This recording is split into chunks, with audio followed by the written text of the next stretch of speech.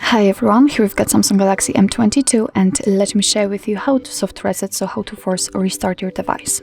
So if you've got the situation that the device do not respond to any touches or swiping, then you can force restart it, and thanks to this it should get back to its normal state. So all you have to do is to simply press the power button and volume down button together and wait until you will see the black screen and you will feel the vibration. So let me do it.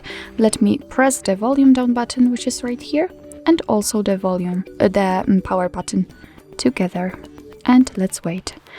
And we have to wait because let's pretend that we cannot tap on anything, and as you can see the screen gets black. I just felt the vibration and we can see the logo of the developer, so it means that the device will be restarted and it will probably work perfectly fine. So actually this is it. This is how to soft reset your Samsung Galaxy M22.